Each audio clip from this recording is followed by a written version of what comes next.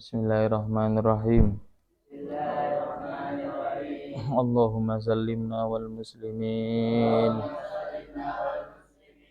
wa afina wa afu anna wa anil muslimin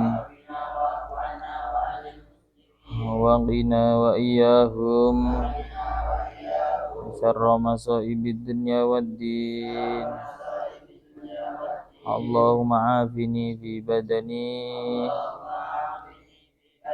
Allahumma afini fi sam'i,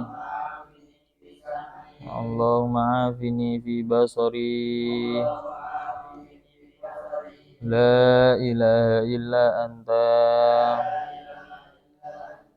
Allahumma inni a'udzu bika minal kufri wal faqri wa a'udzu bika min azabil qabri.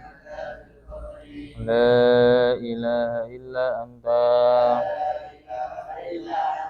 Allahumma inni astaudiuka ma 'allamtanihi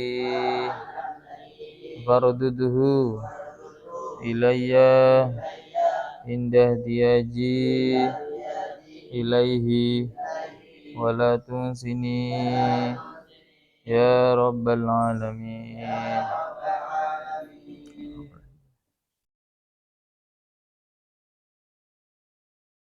Al-Fatihah. A'udzu billahi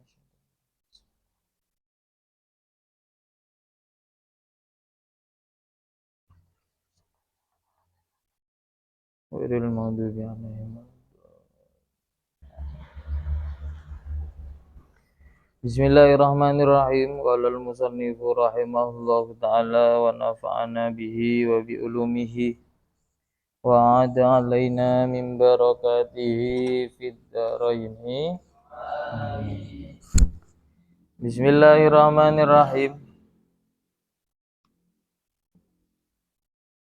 Wa minal harami. Betul?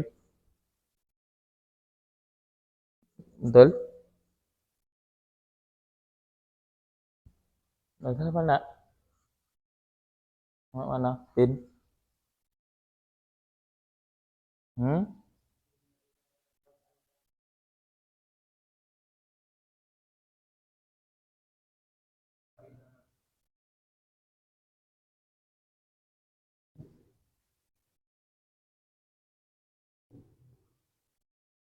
Fa inna man alimta. Itu. Fa inna man alimta tuh. Bismillahirrahmanirrahim. Fa inna man,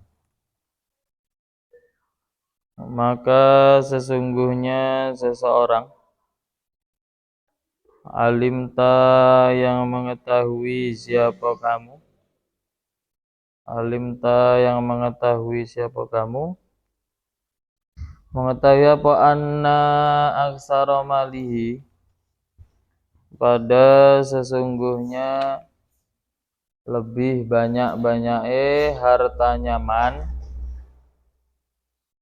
haramun itu haram, qat'an dengan pasti,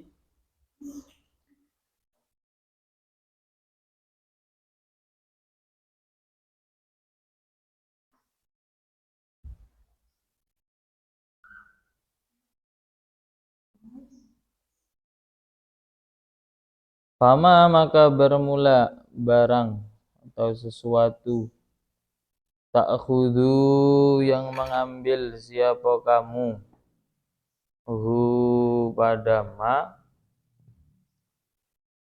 min yadihi dari tangannya man,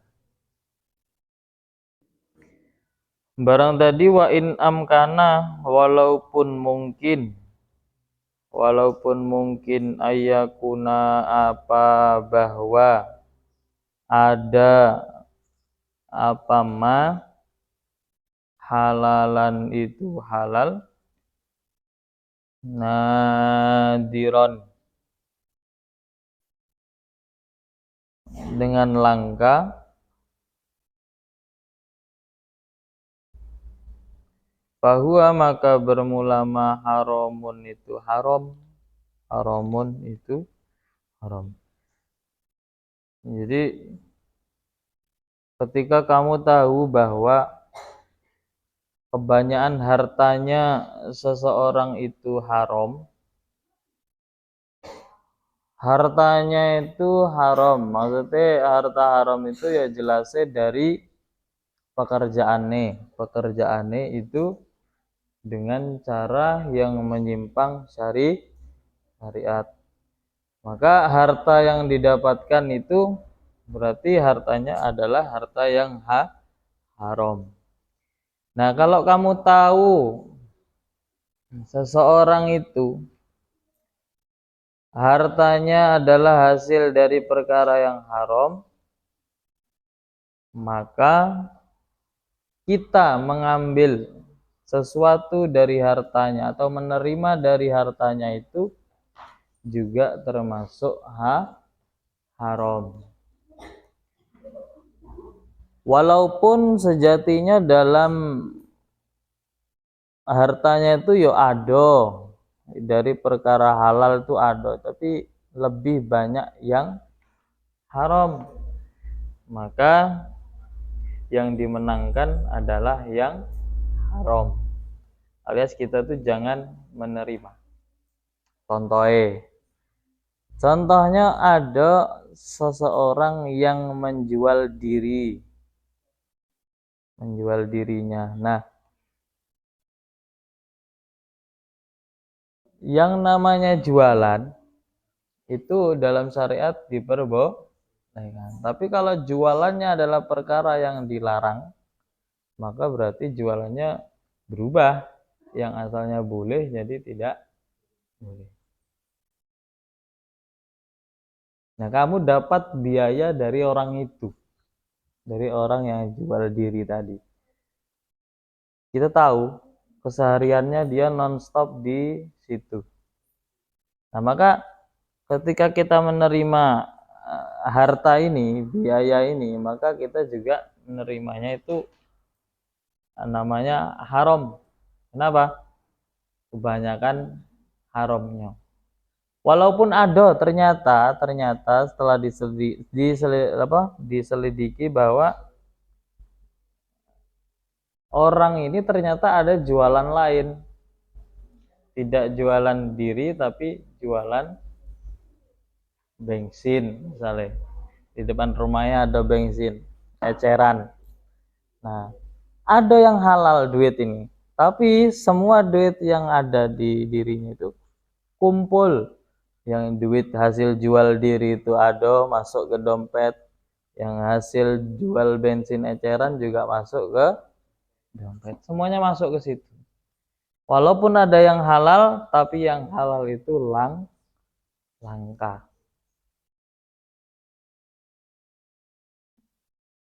Ya kok langka?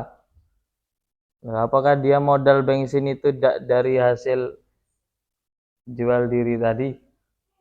Dia nyari modal, dibelikan untuk jual bensin. Misalnya contoh itu.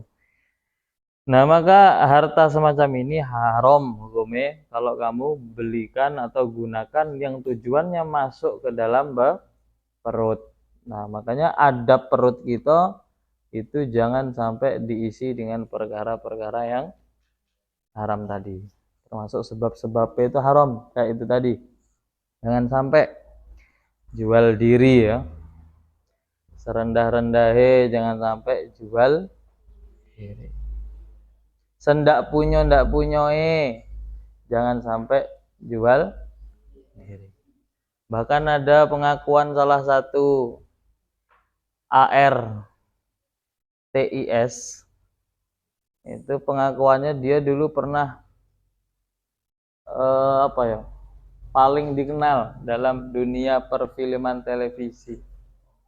Nah, tapi ternyata yang namanya nasib itu tidak ada yang tahu, ternyata berbalik, yang asalnya dia itu mempunyai harta berubah menjadi tidak punya harta.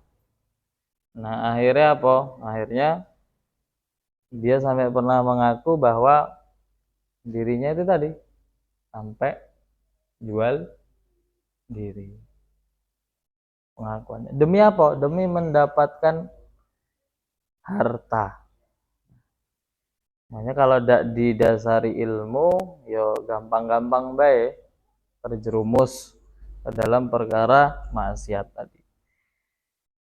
Jadi intinya kalau kamu jelas-jelas orang itu penghasilannya adalah dari perkara haram, di dalam syariat itu haram, dia jual sawit, ya betul jual sawit, tapi sawitnya punya orang misalnya. Kamu itu orang tuh perasaan tidak punya sawit, lah kok dia kok panen sawit terus, sawitnya siapa? Nah, terus kalau ditanya pun dia bukan apa namanya, bukan buruh sawit punya orang tuh bukan. Dari mana? Dia dari orang gitu. Manene yo pas malam-malam. Nah, jelas-jelas kayak gitu, maka kamu menerima uang itu hukumnya haram. Kenapa li'annahu? Karena sesungguhnya haram al-ghalibu itu yang banyak, ala dzanni atas prasangka. Karena yang haram itu lebih banyak daripada yang halal. Ya ada yang halal tapi halalnya dikit. Wa minal harami, dan itu sebagian dari perkara haram, al-mahdi yang murni. Sebagian dari perkara haram yang murni. Yang dimaksud murni itu apa? Tidak ada tercampur halal sama sekali, ya itu namanya haram murni. Apa? Ma bermula sesuatu, yuk kalu yang dimakan apa ma bermula sesuatu, yuk kalu yang dimakan apa ma, minal auqafi dari beberapa wakaf, min ghairi syaratil waqifi dari tanpa syarate wakif. Wakif itu orang yang mewakafkan. Termasuk perkara haram lagi, yang haramnya murni adalah sesuatu yang dimakan dari barang wakofan. Barang wakofan contohnya apa? Barang wakofan contohnya masjid. Masjid tuh. Semua yang ada di dalam masjid, nah itu isinya wakaf. Bangunannya, air masjid tuh loh. Nah, makanya kalau kamu menggunakan air masjid, itu tengok-tengok untuk apa air masjid tadi. Kalau untuk wudhu, ya memang kebutuhannya, karena wakif orang yang mewakafkan tanah itu tadi ya memang untuk orang tuh sembahyang di situ. Jadi pakai air wudhu di situ tidak apa-apa. Nah, ini agak lain. Datang, bawa ember, bawa sabun, bawa motor, nyuci motor di masjid. Nah, ini lain. Apakah motornya nak sembahyang? Apakah motornya nak sembahyang? Enggak kan? Nah, maka penggunaan air yang wakaf itu, yang digunakan untuk masalah wakaf masjid itu, ya jangan basing-basing. Jangan malah dipakai untuk nyuci motor. Cari air lain, air sungai kan bisa juga. Jangan pakai air masjid. Kecuali kalau misal di situ umum, yang mewakafkan tuh umum. Mas pokok terserah kamu nak pakai apa di sini, terserah saya wakafkan secara umum. Nah, berarti kalau macam itu ya enggak masalah. Nak pakai untuk air minum boleh, bawa tetmon di situ, boleh. Nah, tapi kalau misalnya dia wakafkan itu untuk kepentingan ibadah baik, ini saya wakafkan untuk Jumat baik. Berarti selain Jumat ya. Nah itu maksudnya termasuk haram yang murni adalah memakan sesuatu yang jelas-jelas di situ wakafkan. Nah, faman maka bermula siapa? Lam yasagil. Itu tidak sibuk siapa man bitafakuhi dengan tafakuh. Tafakuh itu belajar. Fama maka bermula sesuatu ya'khudhu yang mengambil siapa man hu pada ma minal madarisi dari beberapa madrasah haramun itu haram. Contoh termasuk madrasah, pondok-pondok biasanya melibatkan harta-harta orang yang mewakafkan, kan? Misalnya kemarin Putri dibangun senge itu atapnya diganti pakai apa namanya? Baja. Nah, itu kan wakaf. Dan wakaf itu untuk kepentingannya anak putri. Nah, tapi ternyata di situ dipakai orang lain yang dia bukan santri, dia bukan orang yang apa namanya termasuk orang-orang yang mondok di situ. Nah, maka penggunaan di situ orang yang gunakan di situ itu ya termasuk tidak boleh karena wakafnya itu untuk para santri gitu. Untuk orang belajar tapi malah dipakai orang lain misalnya padahal itu penyediaannya adalah untuk belajar. Nah, itu termasuk mengambilnya itu kita haram. Ada hak orang lain dan wakafnya bukan untuk kita. Nah, waman bermula siapa irtakaba itu melakukan siapa man maksiatan pada maksiat. Kalau ada orang melakukan maksiat turaddu yang ditolak biha dengan maksiat apa yang ditolak syahadatuhu apa saksinya man syahadatuhu apa bersaksian nyaman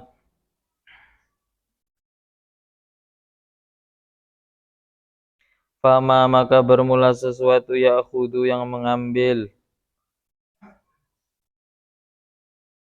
siapa manhu padama bismi sufiyati dengan nama ahli tasawuf bismi sufiyati dengan nama ahli tasawuf min waqfin dari waqaf au ghairihi atau selainnya waqaf bahwa maka bermula ma haramun itu haram.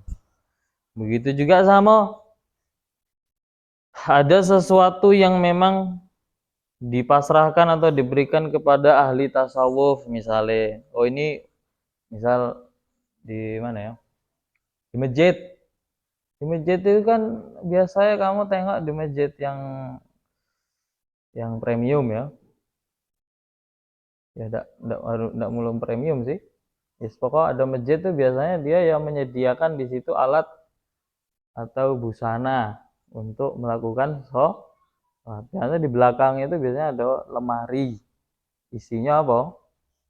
Kalau yang cewek berarti isinya ya di situ ada mukena, ada pilihannya, ada yang mukena langsungan atau mukena yang terpisah. Yang cowok juga gitu di belakang ada lemarinya di belakang tuh isinya sama, ada kain, ada sarung. Nah, itu digunakan untuk siapa? Untuk orang yang melakukan sholat, ahli tasawuf, mensucikan diri. Lah, tiba-tiba malam-malam ada orang pingin berubah jadi ninja. Dia lupa bawa dari rumah, akhirnya ngambil di dalam masjid. Akhirnya ngambil malam-malam tuh dia tidak ngutil, ngambil sarung dalam masjid. pasang di sini diikat, ambil pucuke terus dibuka kan. Ya langsung berubah jadi ninja. Terus dibuka dikit, thread. Nah, ini kalau anak-anak yang hobinya di masjid itu biasanya sering mainan macam itu. Dulunya ninja-ninjaan. Nah, tiba-tiba dipakai kemana? Pakai keluar untuk ya tadi berubah jadi ninja ya, untuk tujuannya untuk ngambil sesuatu milik orang lain. Nah, maka pakaian itu atau sarung itu yang dipakai hukumnya juga haram karena bukan diberikan atau dipersilahkan, disediakan untuk orang yang berbuat maksiat. Waqad dzakarna, dan sungguh telah menyebutkan siapa kami. Yang dimaksud kami di sini siapa? Siapa? Imam Ghazali. Menyebutkan apa? Madakhila syubuhati, pada beberapa tempat masuk beberapa perkara syubhat. Imam Ghazali telah menyebutkan perkara-perkara syubhat, wal halali, dan halal, perkara halal, wal harami, dan perkara haram, fi kitabin, di dalam kitab, mufradin, yang khusus, yang menyendiri. Maksudnya menyendiri itu khusus karena di kitab Ihya Ulumuddin nanti di situ ada bab-babnya tersendiri. Nah, kini Imam Ghazali menyebutkan sudah dikhususkan masalah-masalah yang menjelaskan tentang perkara-perkara syubhat, menjelaskan perkara-perkara halal, menjelaskan perkara-perkara haram. Kata Imam Ghazali, di mana? Min kitab Ihya'i Ulumuddin, di dalam kitab Ihya Ulumuddin. Cuma di sini belum pernah ngaji kita Ihya Ulumuddin. Nah ngaji? Dah kitab Ihya Ulumuddin. Kalau yang ngomong ida itu memang enggak punya niat lagi berarti. Setidaknya itu lisannya ngomong iya walaupun prakteknya tidak. Itu lebih baik dari untuk zaman kini.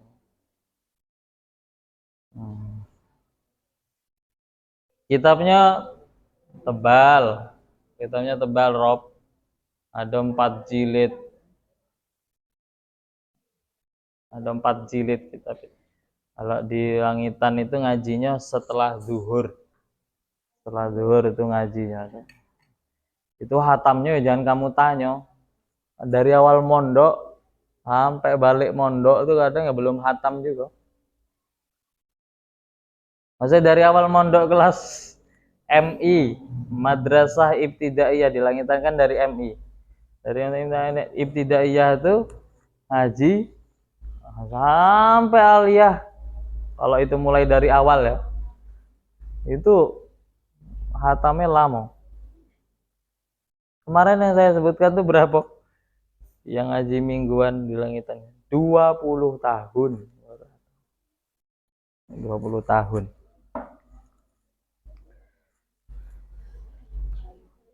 Sampai yang bacakan, yang ngaji, yang ngajar meninggal. Sampai yang ngajar itu meninggal duluan. Belum hatam. Tapi dilanjutkan sama generasi berikutnya, yaitu putra-putranya. Di langitan kan gitu. Dilanjutkan sama putra-putranya yang bagi Abdullah Faqih, dilanjutkan. Ini tadi saya tengok di YouTube Jelangitan itu, saya tengok tadi baru mulai ngaji Ihya Ulumuddin juga, karena Ihya-nya sudah hatam kemarin. Yang ngaji setiap hari ini, yang ngaji setiap hari setelah zuhur itu sudah hatam dan mulai ngaji lagi dari awal lagi. Wah, ini kalau hatam lagi itu ya keramat gitu. Bisa hatam loh, keramat lah. Nah, jarang kitab gede-gede. Kamu bisa bayangkan ulama-ulama dulu tuh kalau ngaji kayak mana sama gurunya itu. Ngaji sama kiainya itu kayak mana? Kitab sampai segede-gede itu. Banyak. Makanya ada ulama-ulama itu kalau ditanya berapa gurunya? Guru saya ada 250. Saking banyaknya. Karena orang dulu tuh kalau nimba ilmu tuh memang bukan karena disuruh orang tua, memang karena niat pingin tolabul ilmu. Kamu kalau tahu ini, kamu kalau belum sampai tahap ini berarti kamu belum ahli ilmu. Apa? Termasuk tanda orang ahli ilmu itu, semakin dia pintar, nah disitulah dia akan merasa saya kok bodoh nian yo. Nah, tapi kalau kamu baru tahu dikit kok awal padek, berarti belum termasuk orang ahli ilmu. Kenapa? Orang tuh semakin dia mengarungi lautan, dia baru tahu, baru sadar bahwa lautan tuh ternyata luas bukan main. Coba kamu nengok dari pantai, dari pesisir pantai kamu tengok, kapal gede nian itu di pojok laut boy. Waktu disamperin ke sana, ternyata masih ada lagi ke sana lagi. Nah sama, orang yang nimba ilmu dan dapat ilmu banyak, semakin dia tahu banyak ilmu itu, dia akan merasa bahwa dirinya semakin bodoh. Karena tidak tahu. Oh ternyata awak banyak yang tidak tahu ya. Baru diterangkan ini ternyata awak baru tahu. Dulu tidak tahu. Ini baru tahu. Nah, sama ulama itu ya gitu. Terus ini yang agak susah. Yang agak susah lagi nih, satu lagi. Termasuk orang ahli ilmu, ini di Alala kayak di Nadam Alala kalau tidak salah ada. Yang gini itulah. Dia tidak akan mendengarkan ilmu yang sama kecuali dia mendengarkan seperti dia baru pertama kali mendengar. Contohnya, misal kita ngaji kitab apa ini namanya? Bidayatul Hidayah. Ternyata setelah hatam, besok-besok lagi ada ngaji lagi kitab Bidayatul Hidayah lagi. Nah, orang yang ahli ilmu dia tidak akan bilang gini, lah pernah tuh, lah hatam kemarin awak, tidak lah selesai kami. Nah, orang ahli ilmu itu tidak gitu. Orang ahli ilmu dia itu walaupun diulang sampai 1000 kali, dia akan mendengarkan sama persis seperti halnya orang penasaran baru pertama kali dengar. Kayak kamu dapat ilmu baru kan itu kamu dengarnya kan gitu-gitu kan. Nah sama ketika ilmu itu diulang lagi walaupun ke 1000 kali, kamu tuh dengarnya masih kayak gitu. Iya. Nah makanya di langitan itu ngajinya ya tidak pindah-pindah kadang ya selesai kitab ini ya kitab berikutnya, kita berikutnya hatam balik lagi kitab ini lagi, ganti lagi kitab ini, kitab itu lagi, ulang ngajinya itu. Nah tapi ya kita ya biasa pak, ya tetap dimaknai, dipahami. Karena kalau kita merasa sebagai orang yang ahli ilmu, maka kita akan mendengarkan itu seperti baru perdana. Nah kemudian fa'alaika, maka tetapilah, maksudnya berusahalah, bitolabihi, dengan mencari kitab.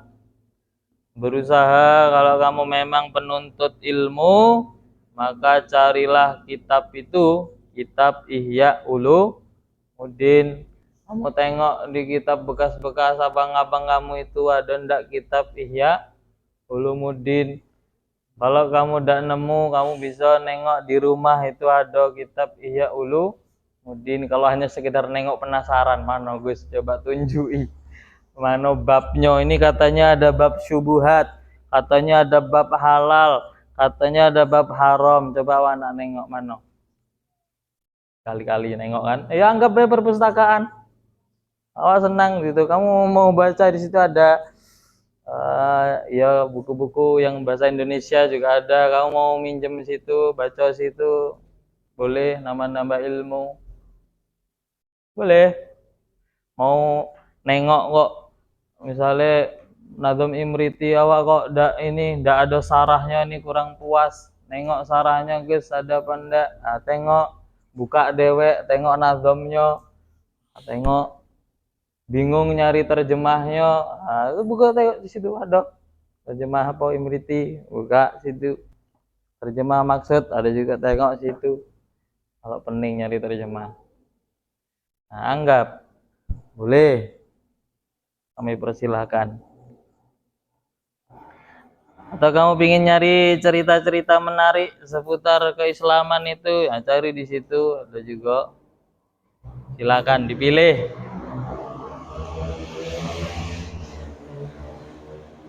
Kenapa harus semacam itu? Fa inna ma'rifatal halali, karena sesungguhnya mengetahui halal.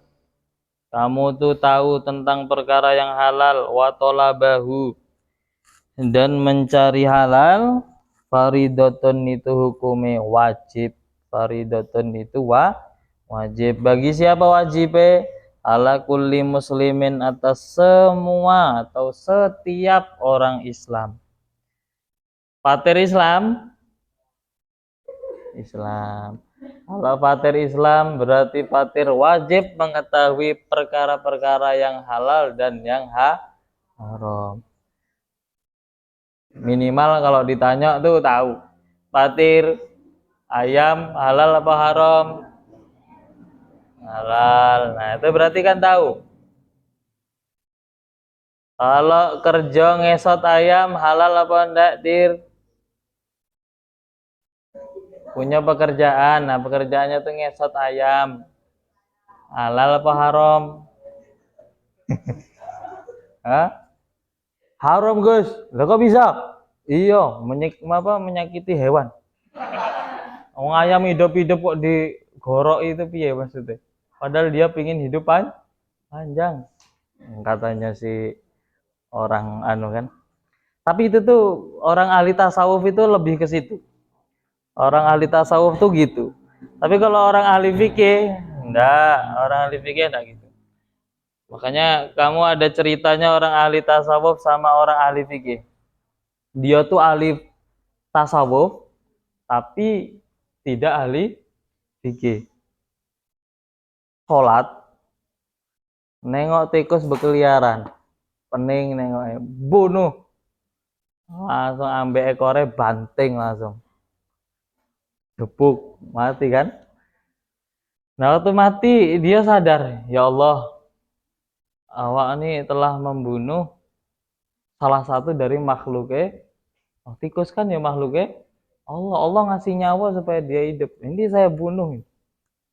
Orang ahli tasawuf tuh hatinya bening. Akhirnya dia mikir, untuk menebus kesalahan saya, maka tikusnya akan saya bawa sholat. Supaya kita sama-sama menghadap Allah Subhanahu wa ta'ala. Saya akan minta maaf sambil membawa dirimu, oh tikus. Ya kan? Akhirnya dikalungkan, sholat. Allahu Akbar. Dia ahli tasawuf, tapi dia tidak ahli fikih. Makanya yang betul itu apa? Tasawuf iya, fikih juga iya. Contoh orang yang ahli fikih tapi tidak bertasawuf gimana? Contohnya adalah orang yang ahli fikih. Dia tahu fikih. Dia tahu kalau auratnya cowok itu baina surrah war rukbah. Berarti ketika dia sholat boleh tidak pakai baju. Kalau ditanya, kok sholat kamu kok nampai ini? Loh, nah itulah kamu kan, kamu tak mondok kan? Iya tak mondok, emang apa? Loh, auratnya cowok itu baina surah war rukbah, sedangkan sholat itu yang harus ditutupi adalah aurat. Berarti yang ndak aurat ndak harus ditutup. Hanya dia sholat itu cuma sarung diangkat gitu, dah nampak ininya, bulunya tebal. Habis itu ngangkatnya tinggi pula kan. Allah ini. Oh Akbar. Loh, dia ahli fikih, tapi dia tasawufnya ndak punya. Tasawufnya apa? Loh, kamu apa ndak mikir? Kamu tuh sholat tuh sebenarnya menghadap ke siapa? Allah Subhanahu wa taala. Apa kamu ndak malu menghadap Allah Subhanahu wa taala nampai pentil ini? Sedangkan kamu tuh kalau pergi ke pasar, sedangkan kamu kalau ketemu sama Pak Bupati, sedangkan kamu ketemu sama Pak Kades baik, itu kamu be langsung pakai, jangan kan Pak Kades, kamu ketemu sama calon kamu be, kamu sibuk, nggak lengkap kalau belum beri parfum yang premium, belum lengkap kalau belum, wah pokoknya belum lengkap kalau belum berhias-hias. Nah ini kamu menghadap kepada apa namanya zat yang menciptakan calon kamu. Lah kamu kok tidak mementingkan hal itu? Nah, kalau orang yang ngurusi itu berarti dia lengkap, pakai baju rapi, sholatnya bagus, berarti tasawuf dan fikih. Jangan cuma nyari salah satu. Jangan cuma nyari salah satu. Kalau kamu mau ngaji tasawuf, ngaji tentang urusan hati. Ngaji tentang urusan hati, nanti kitabnya contohnya kitab tasawuf, kitabnya Ibnu atau Illah As-Sakandari. Nah, itu ada kitab tasawuf membahas tentang hati.